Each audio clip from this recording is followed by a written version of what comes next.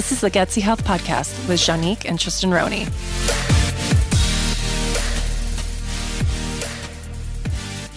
Hi, welcome to the Gutsy Health Podcast. Welcome back.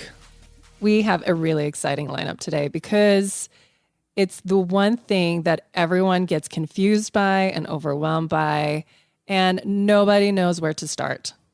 Basically, what we're going to do today is tear apart all of the different diets out there, especially the ones that are really popular right now. Mm-hmm. And we're going to discuss some of their pros and cons. And to be very clear, there are pros to all of these. There's a reason why they're popular. So we're not here to just diss everything and talk about how everything is terrible except for ours, right? We don't have an ours, actually. Right.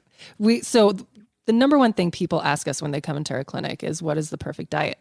But people don't realize that there is no perfect diet for everyone on the face of the planet. There are so many factors that go into how someone should eat. So what we want to do is we want to deconstruct all of the fads out there, the ones that you hear about all the times, the buzzword ones, the ketos, the paleos, the autoimmune, the vegans, veganism. I shouldn't say the vegans. The vegans. You know, those people. We want to break down each fad diet, each fad culture around each diet, go into basically what the research says and what that means for you. And then talk about the common denominator in every single diet, because there are good things, there are bad things, there are good things for you from each diet, and then there are bad things for you from each diet.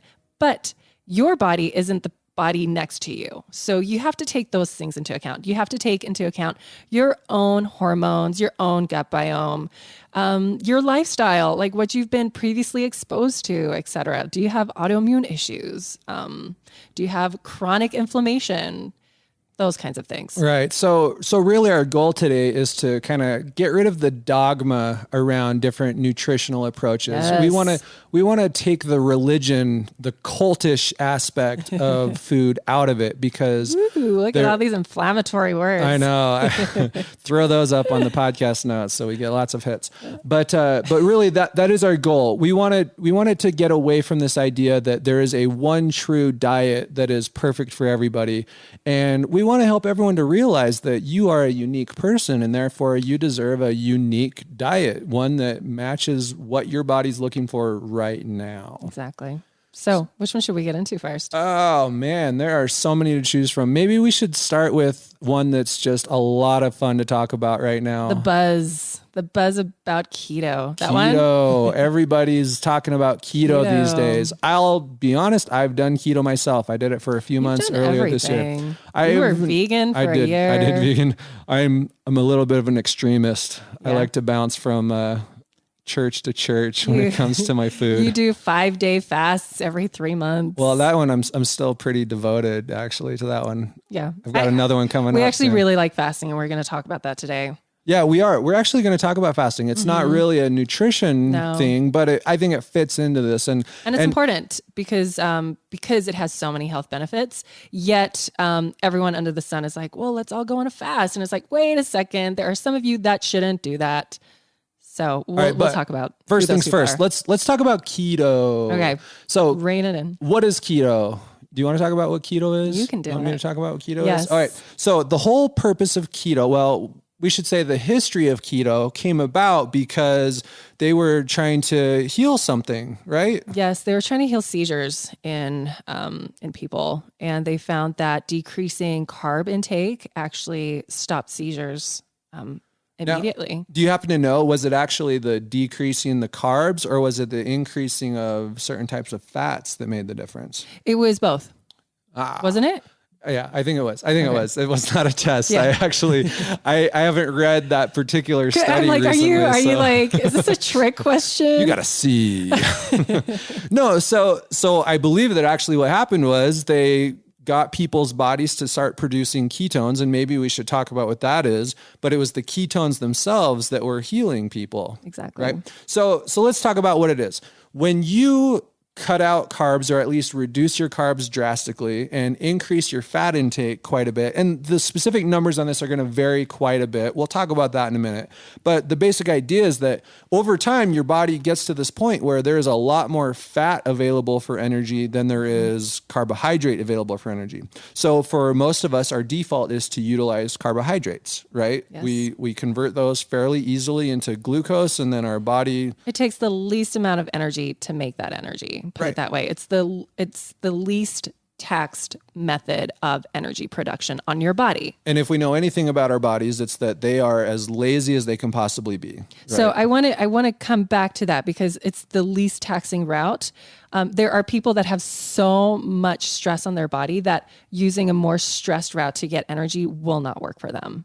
And so you have to take that into account. So we'll come back to that. We will. So keep going. So what happens is when your carbohydrate intake decreases enough, your body starts to say, wow, maybe this whole carb thing isn't working out for us. Maybe we need to see other people. And it starts looking at the fats and going, wow, that's an attractive looking source of energy.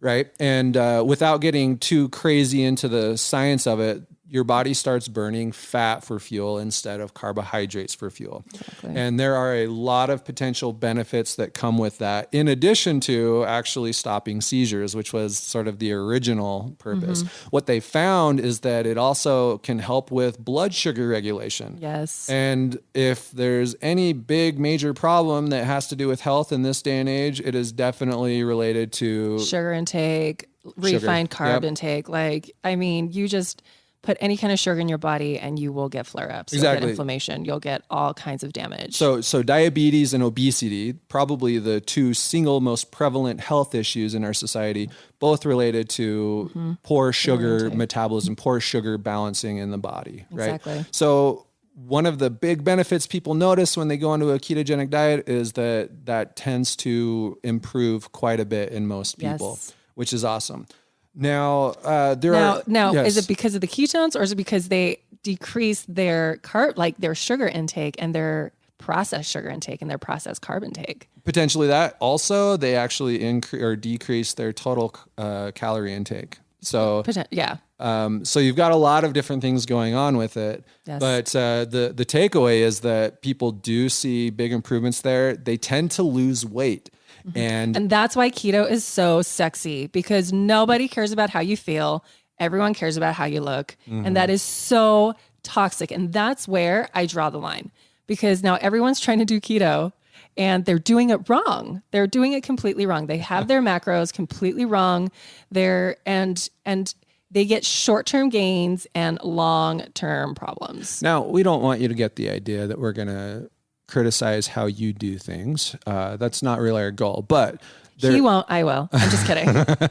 Kidding. We want to call out trends that we consider dangerous. And there are definitely some trends involving the ketogenic diets out there that we think are dangerous. Yes. And they tend to come in when you look like you want to talk about that. No, I don't. I have something else in my mind that.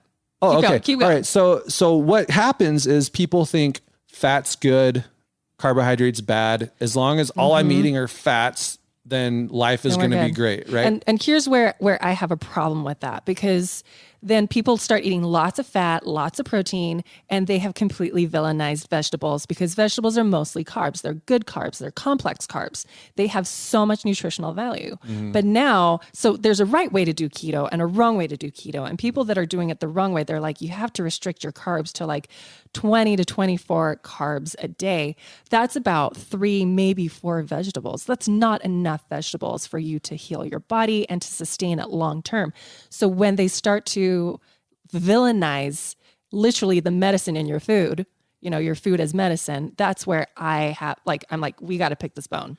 And there are 2 particular issues with that, probably more, but 2 that come to mind. One of them is that it causes you to restrict the variety of vegetables that you get quite a bit. In fact, people tend to restrict the variety of all foods they get, right? They end up cutting their diet down to 5 different types of bacon and cheese. Cheese sticks, steak. and then maybe some broccoli or cauliflower. Yeah. And that's a problem because our body does require a broad variety of nutrients in order to function properly. So this is what we see with people starting out in keto, right? They say, okay, I'm going to completely restrict my sugar intake, my carb intake. I'm going to increase my fats and my proteins.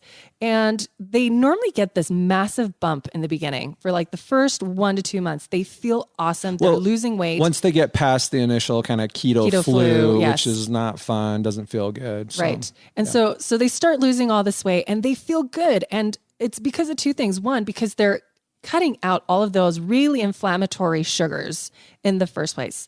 And then they're getting the keto, what is it, Tris? The benefits from keto. Because you explained that really well. Well, I mean, I'm not sure which ones in particular you're talking about. Besides being in ketosis, you've got potentially the autophagy that comes in where your body starts cleaning house, right? It starts getting rid of all the dysfunctional and broken cells and replacing them with new, healthier cells. It also helps people that have insulin resistance. It helps your body to balance that out again when you're going into ketosis. So there's a lot of short-term benefits with the ketogenic diet.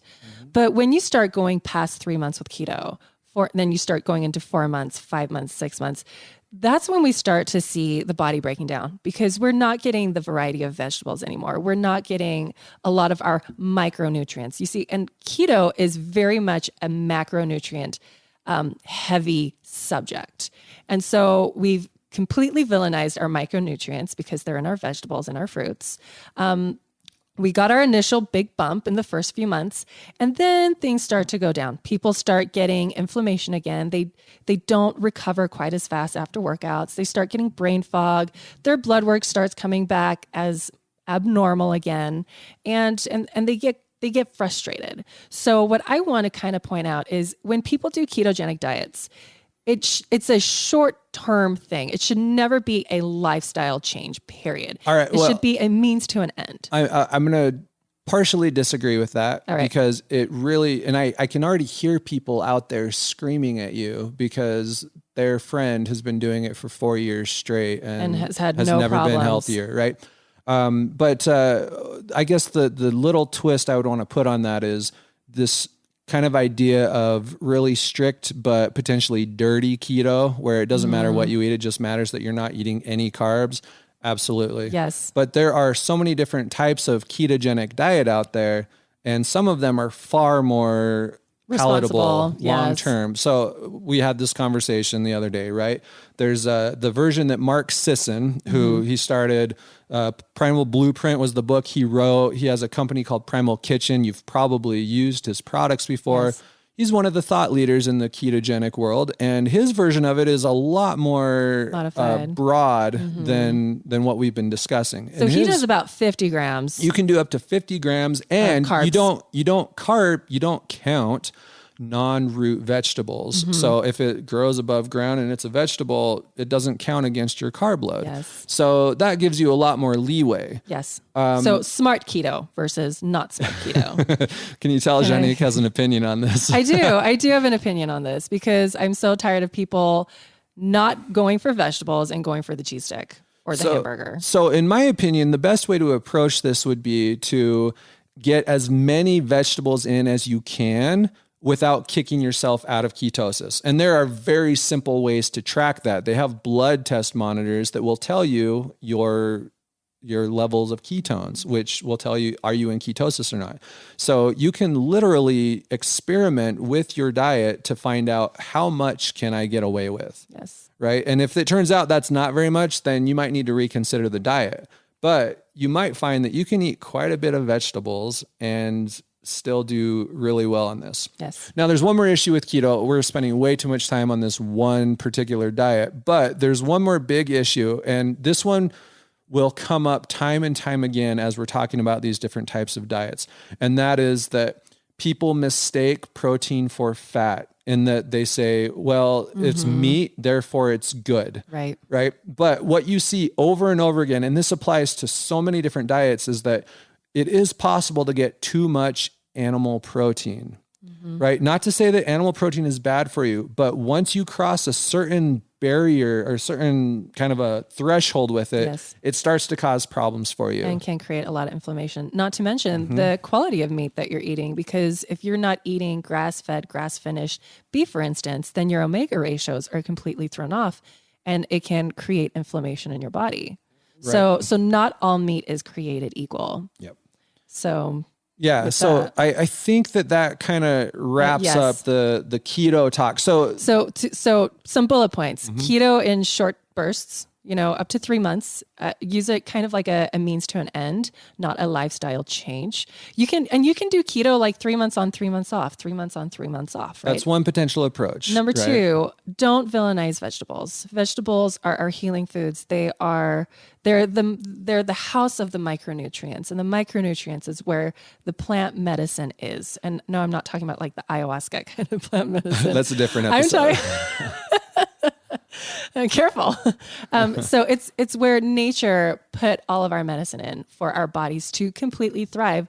Not only that, but your microbiome thrives off of vegetables and plants because of all that fiber and that the soluble and insoluble fiber, basically. So if you are good to your good bacteria is good to you, and it boosts your immune system and allows you to live a healthier, longer life. So. Awesome. And that's the perfect transition. There's one more. One more thing I wanted to say. There is actually some research out there that shows that high amounts of fat intake, when not counterbalanced with fiber, actually creates inflammation in your body. And that's why I have a bone to pick with keto, because we have to allow for that fiber and those vegetables to do their job, to do their trick. And so, and sorry guys, that's not just my opinion, that's research. so there you go. Right. So yes, there are people yelling at me all over the world right now. And, but don't yell at me, yell at the researchers. Okay. Do your keto, but don't villainize the veggies. Right. And so speaking of vegetables, this is going to transition us into the next diet fad. They have one other really incredible benefit. And this is a word, I'm going to be throwing this out so much, partially because it's just a fun word to say, but it's also a really important concept that gets overlooked way too often in the health world. And that's the concept of hormesis. Explain what hormesis is. Hormesis is, I don't know the exact definition, but it's applying a little bit of stress to your body in order to basically force your body to adapt and become stronger. It's the concept that takes place when you go to the gym, right? You're either running hard, you're lifting weights. That puts a stress on your body, but it's a good stress because your body says, wow, that was hard. We should prepare so that next time that happens, it's not as difficult for us. So your body builds up muscles. It increases its vasculature so that your circulation is better. And it does a whole bunch of other great things so that you are better prepared for the future.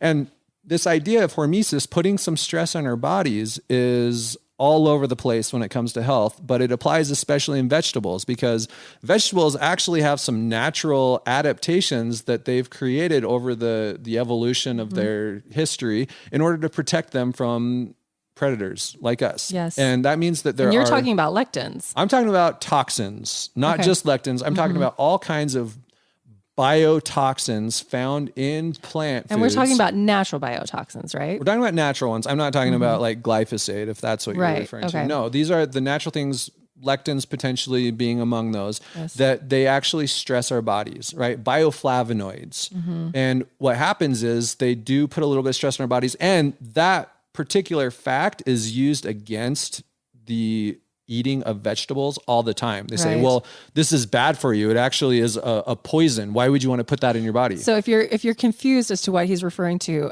like just think of beans, for instance. How many people have villainized beans right now? And yes, I understand, like a lot of people can't digest them. And there's a reason why.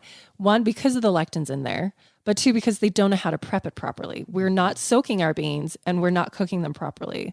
And so we are exposing our bodies to these undigestible lectins that could be solved with heat. And then our guts are flaring up and we're gassy and bloated. And then we're like, oh my gosh, beans are so bad for us. It's not the beans, it's the methodology. And so, because there's so much, what is the book that's really hot right now? It's the plant paradox. The plant paradox. Yes. Steve Gundry. It's the same thing when, and a lot of people, you're going to be nodding your head. Yes. Think about the last time you ate raw broccoli. Were you burping up broccoli for a while? Were you gassy? Were you bloated? Chances are you're saying yes.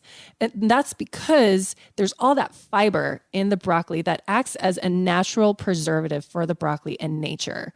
And so it allows for the bugs to not eat it quite as easily as like spinach, for instance. But what you need to do with broccoli, and this is what I tell most of my clients, is you need to cook your vegetables, especially if you are just transitioning to a heavily plant-based diet. So I tell them 80-20. Cook 80% of your vegetables, 20% are raw. If you're still having a problem with that, then do 90% cooked vegetables until your microbiome adapts. And then you can start going more and more raw. So let's say you have some autoimmune disease and that you're trying to heal through nutrition. You're cooking 90% of your vegetables and you're eating 10% raw. And then a few months go by and then you can go down to 80% where you're cooking or steaming or baking, and then 20% raw. And then a few months go by and then you can go to 70%. So it's not the plants, it's the preparation. So really what this comes down to is the difference between an agent of hormesis that is good for you and a poison that is bad for you is in the dose, right? Mm-hmm. It's about how much you get and in what time period you get it. Exactly. So time period, right? Mm-hmm. A healthy person eating raw vegetables is going to be probably just fine.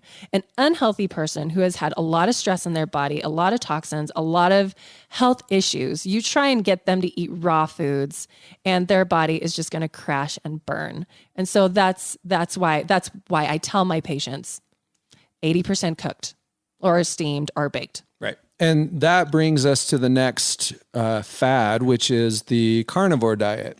Now, the carnivore diet is a really fun one. This seems to have blown up about a year, maybe 2 years ago when I think it was the daughter of, what's his name? Jordan Peterson. He's kind of a well-known psychologist, but he came out and his daughter basically said that she had cured her terrible issues. She had health issues across the board, and she cured it by eating nothing but meat. Mm-hmm. And then Jordan Peterson himself did the same thing. And he also, it resolved all kinds of health issues he was having. And then, they weren't the first ones to do this, but things really exploded at that point. And now you have all kinds of people doing what's called the carnivore diet, where they're literally just eating meat. They're literally just eating meat. Some of them so strict that they're literally only eating steak. Mm-hmm. They don't even limit it to just meats, but it's a very specific kind of that. And they're getting good results. They're feeling better. Their digestion is improving. Their brain fog is going away. Their everything just feels better. Yes. And some of them, they've been doing it now for 3 or 4 years and they still feel fantastic. Mm-hmm. So what's wrong with the carnivore diet? You're asking me? Well, I'm looking for your opinion. I feel like I need a whole different podcast for this culture. Okay, so let's back it up. Let's take a really unhealthy person, right? They're born into this world and they're pumped with antibiotics. I mean, because what do? We put antibiotics on their eyes. Maybe they weren't a vaginal birth. They get their first ear infection at 3 months. They're given antibiotics. They get another ear infection at 6 months. They get an antibiotic. They start getting strep throat at the age of 2. They get more antibiotics. Their tonsils are taken out. And then you find out their appendix is taken out. And all of these things are like, they're not only over medicated with antibiotics, but now we're taking out all these actually really vital organs.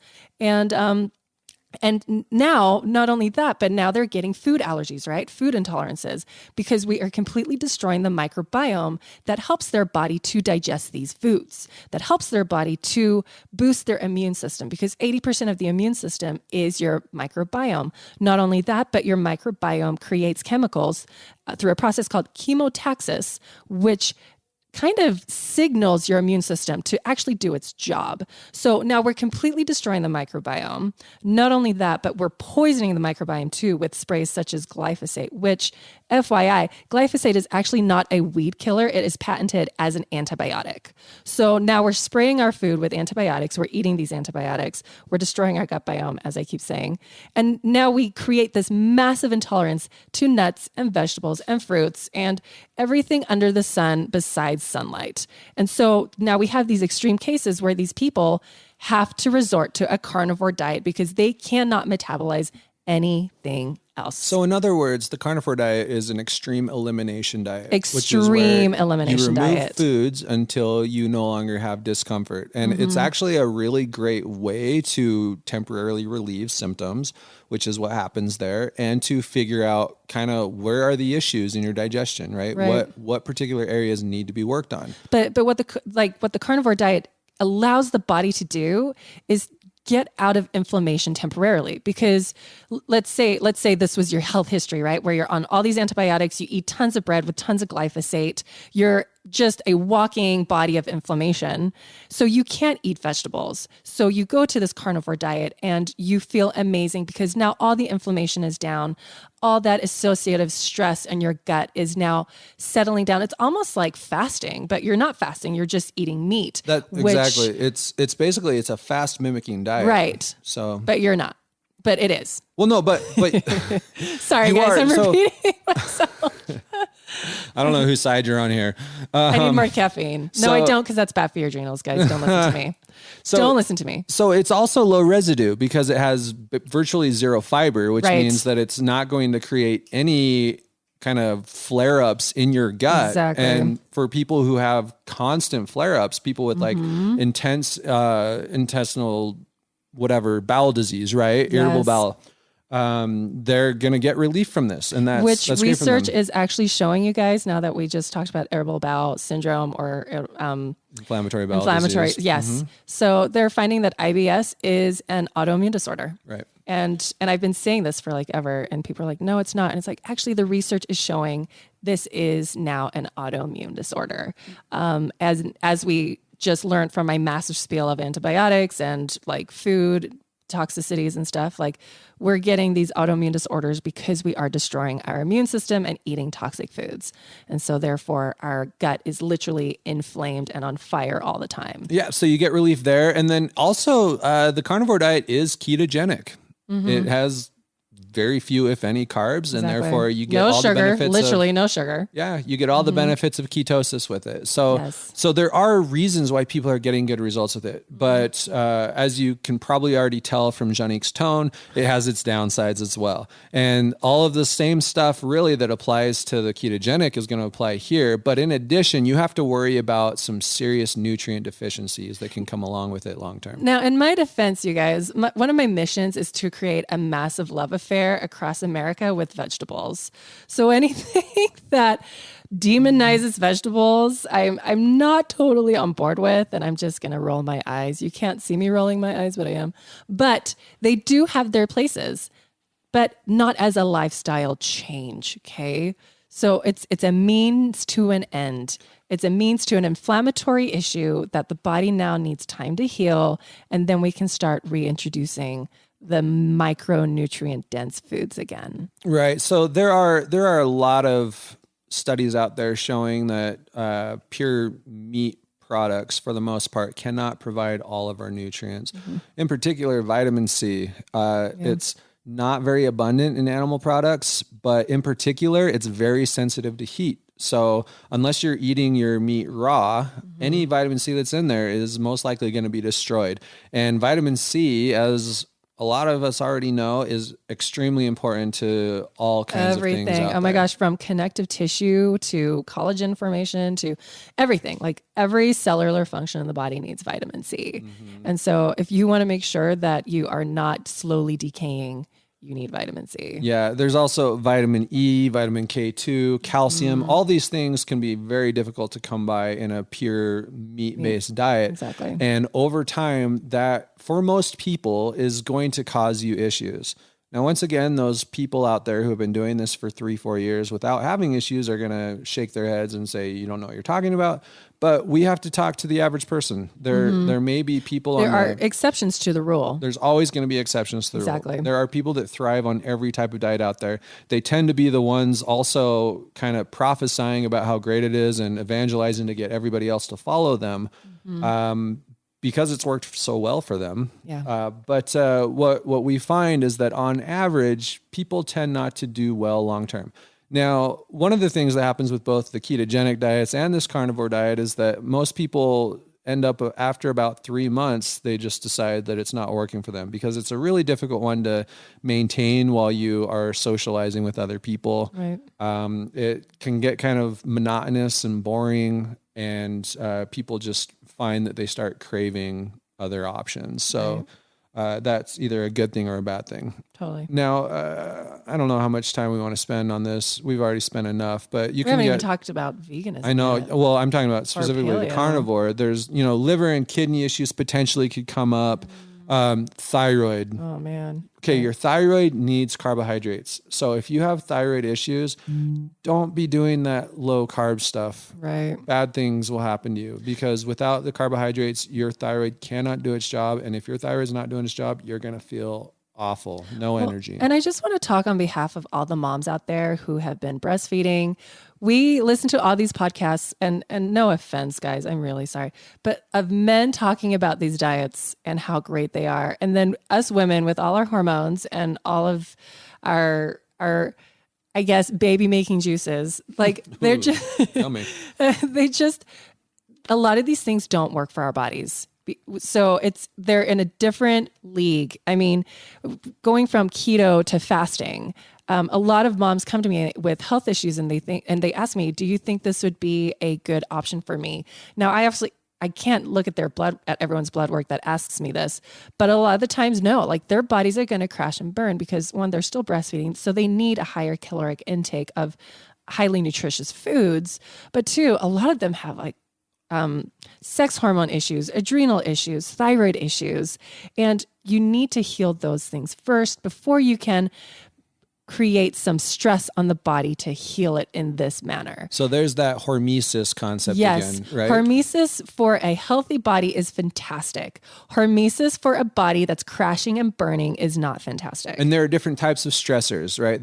We've already talked about a couple. The stressors that come from eating these plants that create little mini levels of toxins in your body that your body responds to really well. Yes. And then there's the stressors that come from a low carb diet that puts stress on your thyroid, on your hormone levels. And they all have their place, but you have to be in the right spot first, right? You don't go to the gym and start trying to lift 500-pound dumbbells. No, you do not. So for all you ladies out there listening that are being overwhelmed with children, like, do not be hard on yourself. It's okay to not be okay with fasting and carnivore diets and keto diets, okay?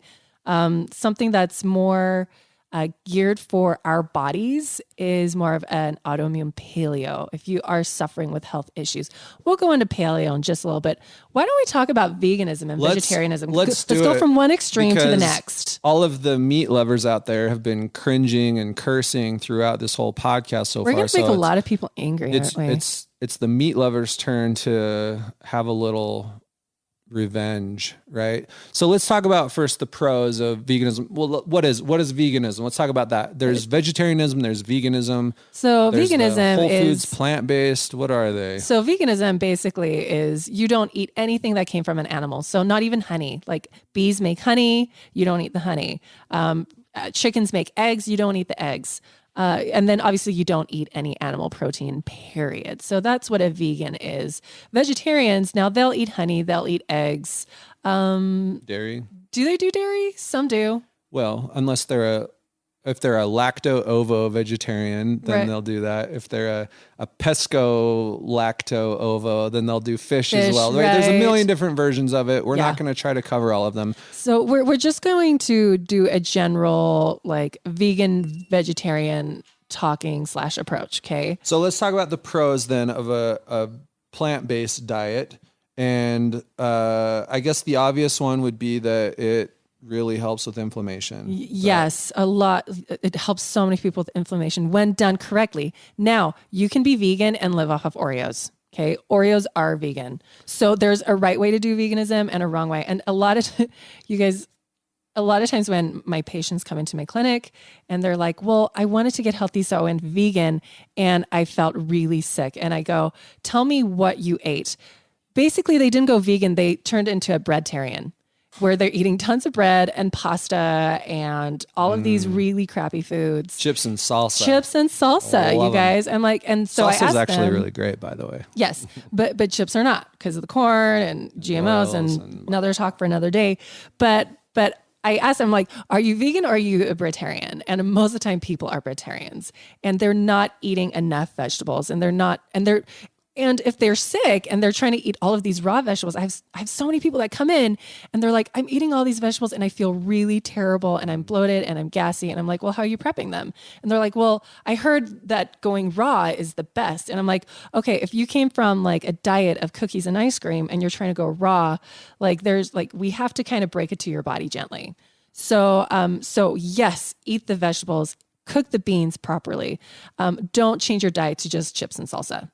And that's why there's a newer movement that they call it the whole foods plant-based diet. They're trying to separate themselves from the vegan, because vegan, people can do that for a lot of different reasons, not just for health reasons, right? They can do it because they want to be ethical and take care of the planet. So they won't eat another living thing, and they want to make sure that we're sustainable so our children can inherit a world that continues on. It's a beautiful idea. There's nothing wrong with that idea. But they don't necessarily care about the health benefits they get from it. So they're going to be eating a lot of really junk food in some of those cases. Exactly. And so the whole foods plant-based people said, hey, listen, we don't want to be lumped in with that, because we want a plant-based diet, but we want it to be whole foods, and whole foods are the best foods. Yes, fruits, vegetables, legumes, nuts. And honestly, like when people switch to a whole food plant-based diet, their symptoms clear up drastically. And just to be clear on what that is, a whole food is something that doesn't need to have a label at the grocery store. It grew from the ground. Exactly. The only ingredient is itself. Mm-hmm. And that can apply to animal products as well. You can have chicken that is a whole food, but that's why they're specifically plant-based and whole food. Yes. So that's what that is. Now, what are some of the other advantages of a good vegan diet? We've talked about the anti-inflammatory. You're asking me. I guess I'm quizzing you today. You are. I've never done veganism. This is like the guy who used to be vegan asking me, why didn't you tell us? So really one of the biggest advantages of it is that it makes it really easy to get a broad variety of nutrients into your diet, because there are so many different plants out there that we can eat, and they all have different positive benefits that come with them, right? There's eggplant, and there's onions, and there's, I don't need to list off vegetables. Hungry. You know what they are. Yes. There's also the fruits that come with their own benefits. And the more of these varieties we get into our diet, the more likely we are helping to manage some kind of a deficiency in our body, right? Unless we're really in tune with our body or we're doing a lot of testing, it can be extremely difficult to know what your body is looking for, what it's a little bit low on. Now, we spoke about this a little bit on Instagram the other day. A fruit is not a vegetable, guys. So you can't count fruit. You can't become fruitarians, because that's a lot. Like, yes, it's fruit, it's sugar from fruit, but it's still fructose, and it still taxes your liver pretty heavily. So what I tell my clients is 8 servings of vegetables a day. And with your fruit, you want to keep it at 4. If you're doing 8 servings of fruits a day and then 4 of vegetables, you're gonna start running into problems within a few years. So yes, it's better than most things out there. But if you are really trying to heal your body from some kind of autoimmune issue or inflammatory issue, you want to make sure that at the basis of everything, whenever I show people a plate, I say half the plate is the holy grail of untouchable vegetables. Like, on every meal you eat, half of it needs to be vegetables. You don't change that ratio. And then there's everything else on the other side. So fats and nuts and legumes and fruits and whatever. But the holy grail of untouchable vegetables is never touched. And so, yes. So don't be fruitarians if you're vegan. That's right. Fruits have their place, but they will never be vegetables. Exactly. So, so you have all these different varieties of things you're getting in, and they're wonderful for you. You also have that hormesis. I'm not going to keep pounding that, but it does apply here with the vegetables. Oh my gosh. Let's talk about fiber for a little bit. So do we have enough time for me to talk about gut health? Really briefly. Okay. So with your microbiome, because I'm all about gut health, guys. So there's two things that need to happen. One, you need to feed the microbiome the soluble and insoluble fiber, but that insoluble fiber also kind of acts as like a broom within your intestinal wall. So it helps to clean you out and pull out toxins with it. Now, toxins are man-made toxins, and it's also toxins from metabolic waste in your body, just because you're alive and you're breathing, right? From oxidative stress or you name it. Actually, some toxins that are produced by your liver because you're eating sugar or you're eating fructose, for instance. I forgot what the toxin is. I think it's like, I can't remember. But you need those fibers to help pull that out of your body. And so what you get from fruits and vegetables is you're feeding the good bacteria, the good foods, and then you are cleaning out the intestines with the insoluble fiber. And so it's this beautiful synergy of health and wellness that your body was literally designed over millions of years to coexist with. And so when you have imbalance, I always say, go back to nature. Nature was the ultimate healer. And so that's what I think the beauty is with vegetarianism, veganism. But I think meat has a very important part to play. Well, real quick though, one more advantage of the kind of the vegan, whole foods, plant-based approach is that there is a correlation. Keep in mind, this is a correlation, not a causation, between low protein intake and longevity, meaning how long you live overall. Mm-hmm. The lower your protein intake, the longer you tend to live, until you hit the age of 65. Yeah. And then studies show that actually reverses, and higher protein leads to higher longevity. Because that's the age where muscle wasting just kind of snowballs. Maybe. So, the thing is, we actually don't know. True. And in another episode, we're going to talk about science and these studies and how limited they really are. Mm-hmm. We don't know anything. Yes. But we can see these overall patterns, and that is one that we see that tends to favor this idea of lower protein. So one thing before we transition over to paleo that I wanted to bring out with veganism. I have a lot more to say about veganism. Oh, okay. So I want to talk about vitamin A very quickly, because we think, there's tons of vitamin A on a vegan diet, and everyone says carrots. So you guys, carotene is not vitamin A. Carotene is a precursor to beta carotene, which is a precursor to vitamin A. So you have to juice like several pounds of carrots in order for it to amount to like 2 ounces of vitamin A in like beef or something, or liver. So it's really, really hard for your body to convert, especially if you are an American that lives in America and has a terrible digestive tract because of our standard American diet.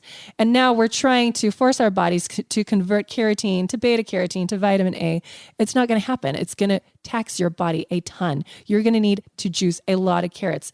And the issue with juicing carrots is carrots are very sugary too. Mm-hmm. So you're flooding your body with sugar, and you're flooding your body with this precursor to vitamin A. And we're thinking that we're getting all these vitamin A benefits when we're really not. So the best source of vitamin A is actually from, drumroll please, liver. How many of you guys have eaten liver? I mean, liver is like one of the most nutrient-dense foods on the planet. Liver is incredible. It's like off the charts for vitamin A, and like you absorb it like that.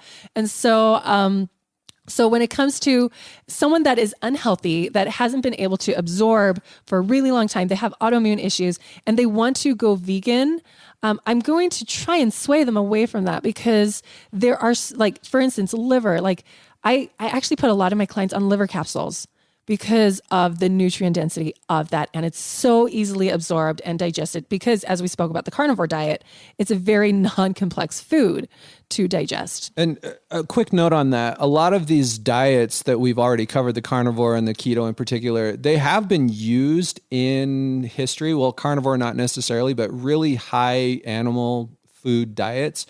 But all of the cultures that did that, the paleological research shows they focused on the organs and the fats specifically. They were not big fans of the muscle protein. Right. They in fact, some of those cultures would toss it to the dogs because it wasn't high quality enough. And now everyone's going, ew. But like, think about it. Like our generation does not eat organ meat. But our grandparents did. Our grandparents did all the time. Yep. All the time. Now, what is becoming more popular is bone broth, right? We're now eating more bone broth. I remember in South Africa, if you don't know, that's where I grew up, you guys. And my friends in the African culture would buy KFC and they would eat the meat and then they would eat the entire chicken bone. And I remember thinking, that is so strange. But it's not. Like, that is very common in a lot of cultures that are not our culture. And it's really healthy for you. There's so much nutritional value in that bone, in the bone marrow, in the organs that we are completely bypassing. And it's affecting our health. So do you want to talk about what the Native American Indians did for women that were infertile? They would eat animal they would organs, eat bear. They would eat bear ovaries. Bear ovaries. Yep. Yes. So when they were Native American women in their tribes that had fertility issues, they would be fed the ovaries from bears to help with their fertility, and they would see an incredible improvement.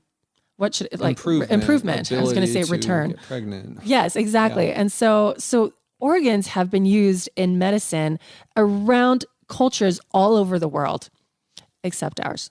Except ours recently. Because we like to use toxic medications instead. Well, and we like our pre-packaged foods, yes. right? And so these days, the organs have fallen out of fashion, and I think it's to our detriment for sure. Totally. Now, coming back to the vegans, though, there are a couple of things that you also need to watch out for in addition to the nutrient deficiency. There's vitamin A, there's also the vitamin D issue, there's B12. It's any diet, in my opinion, where you literally have to supplement to not get sick, there's a problem with that. And you cannot get enough B12 with a whole foods plant-based diet. You can't. Even the big proselytizers of a vegan diet, like Dr. Greger, will admit that you need to supplement the B12. You have to do it because you just cannot get a good source of B12 from plants. The only sources are animal products. Shellfish, you could do that, but that's still an animal product. So you've got to watch out for that. And then you also have to watch out for the grains, right? So many vegan foods, especially if they're already prepared for you, they've got soy, they've got corn, they've got wheat, the wheat, and it's there's a lot of B vitamins in grain products. There are, and and our grain products in our culture and our country are so tainted. Like I keep going to glyphosate. We are drenched. We're using glyphosate as a desiccant on our wheat fields and all of these grain fields, basically. And so we're, and not only that, but the soil is so nutrient depleted as well. So we're growing nutrient depleted wheat and grains, and then we're drenching it with glyphosate, and then we're ingesting it. And so it doesn't serve us. And that's why so many people we hear about celiacs and gluten-free and stuff. And we're having this issue, like it just exploded in the past 15 years. And we're having this issue because of the association, right? It's not because of the gluten. It's because of the association with the glyphosate. And so, but your body can't deconstruct. Gluten does have its own issues, like zonulin, which opens up those gaps in your intestinal wall, so you get the leaky gut thing. That's a whole other conversation for another time. But that is not the cause of most of the issues we're seeing, which is the glyphosate. Right. And so unless you can get your grain or your flour from a farm that you trust, that you know personally, don't buy conventional flour or grains. It's so toxic for you. Yeah. And really for a lot of people, they need a break from it altogether until they can heal up that gut. Exactly. Just like we've It's been very saying inflammatory throughout this whole episode is that there are certain categories that create more problems than they solve until you are at a certain state of health. Right. And grains tend to definitely fall in that category. Exactly. As do dairy products and yeah. So when I had Graves' disease, I had to cut out all grains in my diet. Now people ask me, do I eat dairy and wheat now? And I do, very sparingly. You know, like I actually like to introduce it to my family about once every other month because I still want to remind their bodies on how to digest it. But it's quality over quantity, right? And so get high quality, do it sparingly. But again, I try to retrain my kids and keep myself very vegetable dense, fruit dense, plant dense, basically. Yeah. So one more thing to keep in mind with the vegan diets are the oils that you consume. Oh, yeah. Because you're not going to be doing butter, you're not going to be doing the animal fats, but there are plenty of really bad oils out there that are hugely popular in vegan diets. And that's going to be your industrial seed oils, the things that come from your corn and canola and your soy and what other oils fall into that category? Sunflower and safflower. Now, the issue with these is that you guys like go to the store and try and find a product like chips or anything that doesn't have sunflower oil in it. Everything has sunflower oil these days. Safflower, which is virtually and the they're same thing. Super inflammatory. And so what happens is you end up, in order to get the fats out of these seeds, they have to use a really intense refining process. And the fats that they pull out, they're polyunsaturated fats, which throughout the last 30 years we've been taught are really good for us. But the problem is that these fats are very, very unstable and they can go rancid so quickly. So what happens is they're rancid by the time you even buy them, but as soon as you heat them up, they go even more rancid. And then you ingest them, inflammation through the roof. Yes. Not only that, while we're on the topic of fats, in a vegan diet, it is really hard to get high amounts of cholesterol. And now we will have a talk about fats all by itself and how we've completely villainized fat. But you guys, all your sex hormones need cholesterol. And not only that, but every single cell in your body needs cholesterol. And so in a vegan diet, it is really hard to get enough amounts of cholesterol to produce sex hormone. So we have a lot of women walking around with hormonal imbalances because of that deficiency. And a lot of people say, well, like, where do you get it from? Saturated fats. Well, I eat a lot of coconut oil. There are 0 grams of cholesterol in coconut oil. Sorry, 0. guys. So where else do you get it from? You know, you have to get it from the saturated fats from animal proteins or from butter or from ghee or, you know, so that is where we have that disconnect, and it's where animal is actually very important. Actually, and never in the history of human beings ever have there been vegans or vegetarians. Like, this is a new concept to humanity. This has just blown up in the past, 50 years? This is a brand new fad. It's a brand new diet. Our ancestors never, ever, ever on the face of the planet were ever vegans. Well, and why would they? Because they weren't concerned about having a pure diet. They were concerned about what can I eat that is available to me and is going to not kill my family. Right.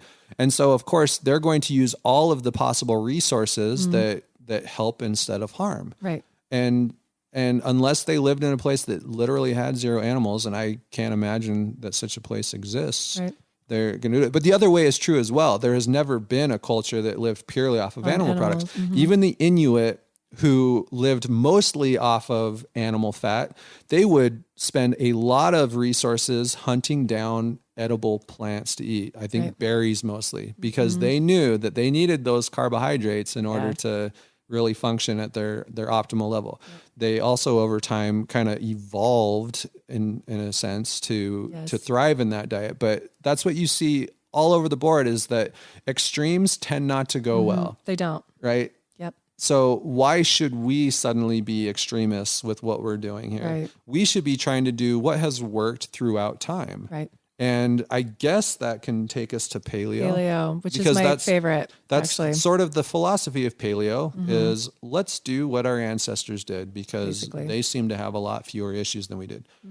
So let's see go So ahead. paleo kind of just marries the best concepts of all worlds, right? Where it's very heavily plant-based, but incorporates animal protein as well within reason.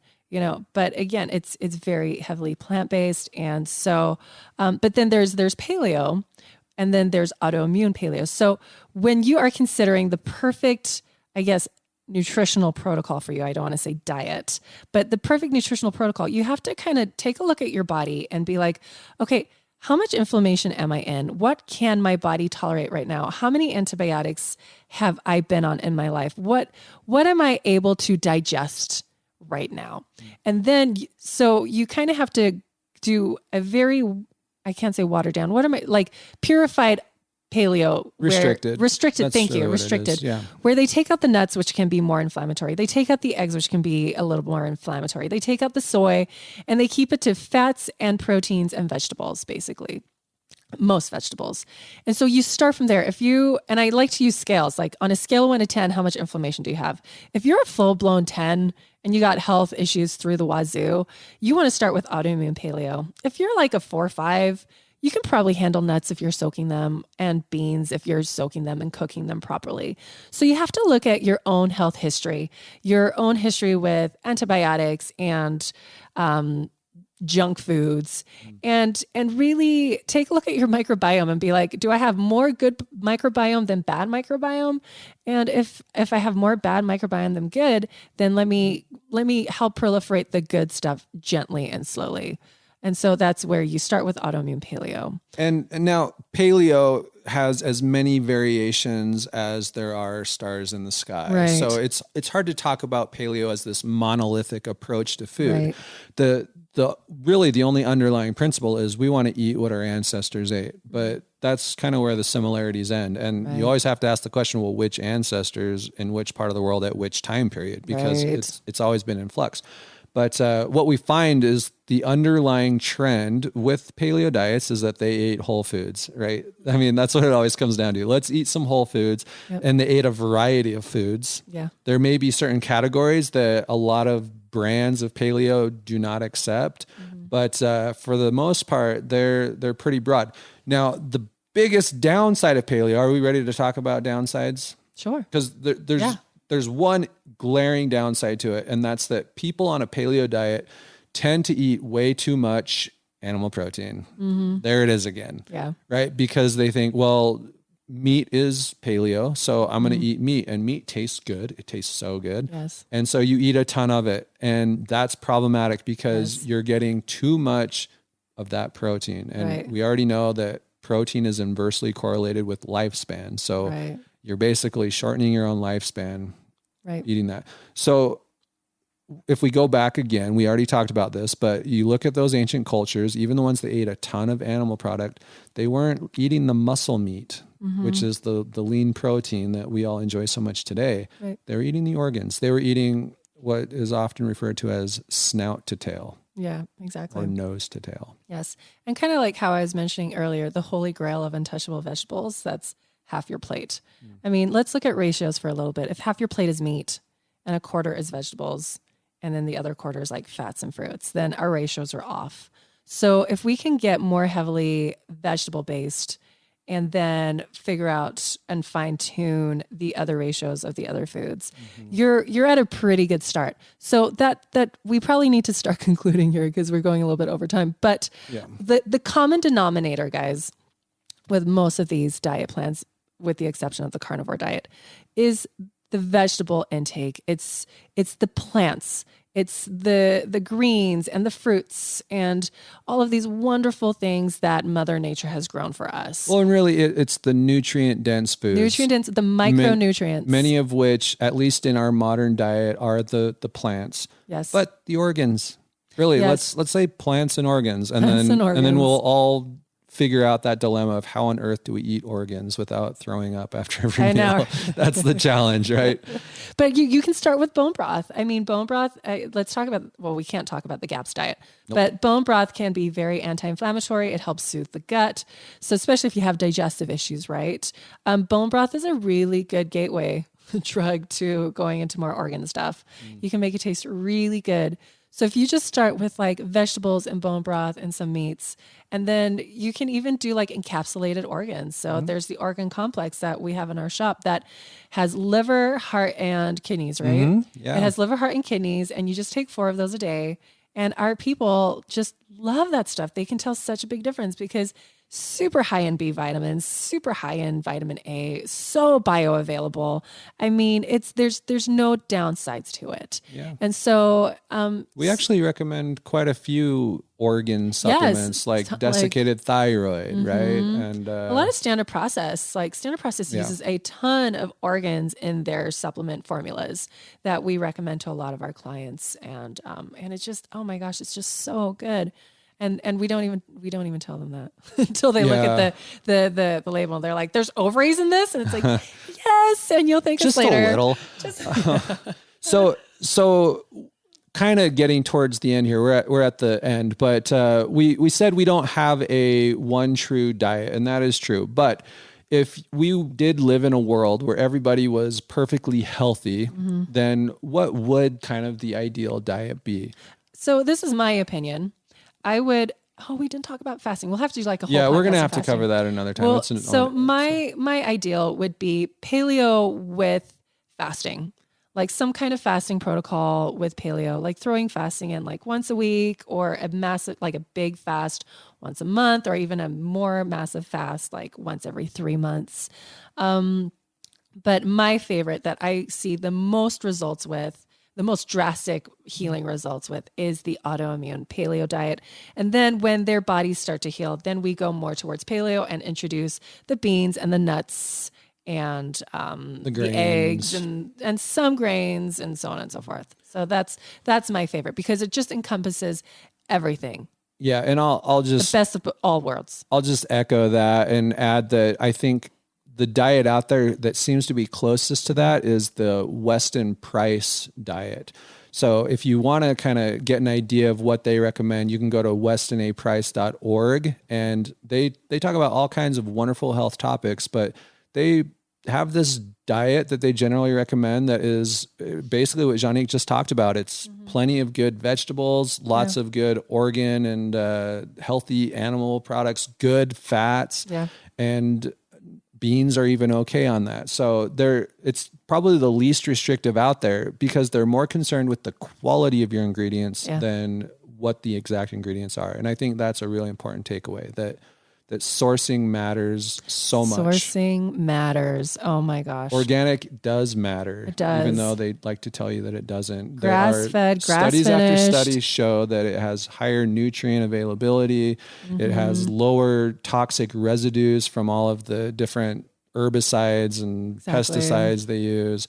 It's just so much better. So the farming practices, it does matter, like where our food is coming from, where it's sourced from. Like you want to make sure that you are very familiar with the farming practices around you. Like go to local farmers markets and talk to the farmers there. Ask them about their farming practices.